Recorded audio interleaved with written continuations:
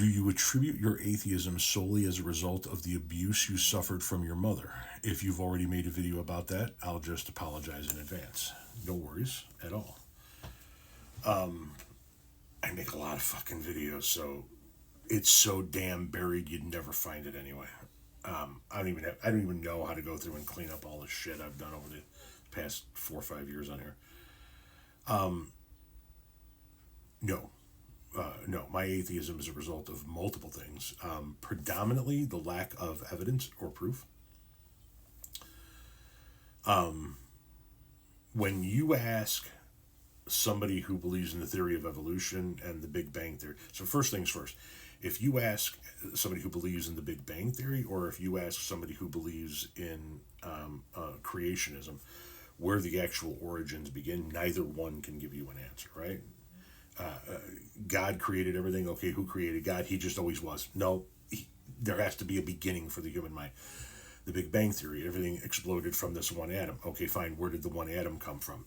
They don't know either. So the true origins, we don't know.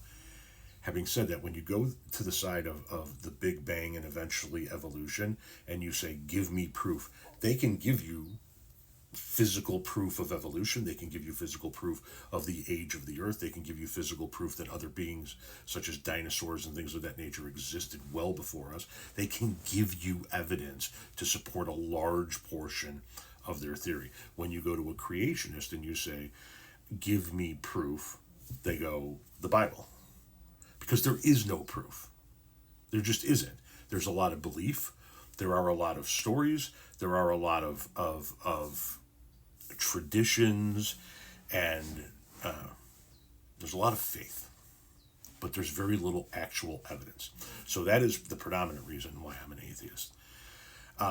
A secondary reason why I'm an atheist is of the physical evidence that does exist, the stories, the Bible, and things of that nature. There's a lot of contradiction within the official text to begin with. There's also a lot of evil in there. It's almost to the point, where, as I said before, if that God is real, then wow, the shit that I saw or read in the Bible is, I don't know if that's a God I want to really worship. So that's another aspect of atheism. But we're talking about actual, you don't believe he even exists. And yeah, part of it is things like what I went through as a child, right? So I can look at it through my lens, and I can say, if there was a God, why did that God allow that to happen to me? If there was a God, why did that God allow me at the age of 9 to be curled up in my bedroom as my mother beat the fucking shit out of me with her fists? And I'm in the corner at 9. Where was God then? Right? So I can look at that through my own lens, and I can say, yeah, there's a complete and utter lack of a God in that scenario. But then you can just take a look around the world. If there's a God, why does he allow children to suffer with cancer? If there's a God, why are there children dying of starvation in Africa right now? If there's a God, why are there children currently being kidnapped and sexually assaulted? Why does he allow those things to happen? Well, man has free will. Okay, I understand man has free will, but we're talking about the worst of the worst. If there is a God, why did the Holocaust happen? Well, because man has free will. So then either your God is unwilling or unable to stop the worst atrocities ever. Either way, it's unacceptable. So no, it's not predominantly because of what happened to me at the hands of my mother, but there's a little bit of that sprinkled in there. I've had people tell me that, God was with me in those beatings. That's how you survived. No. I can assure you nobody was in those rooms when I was taking that beating. God wasn't there.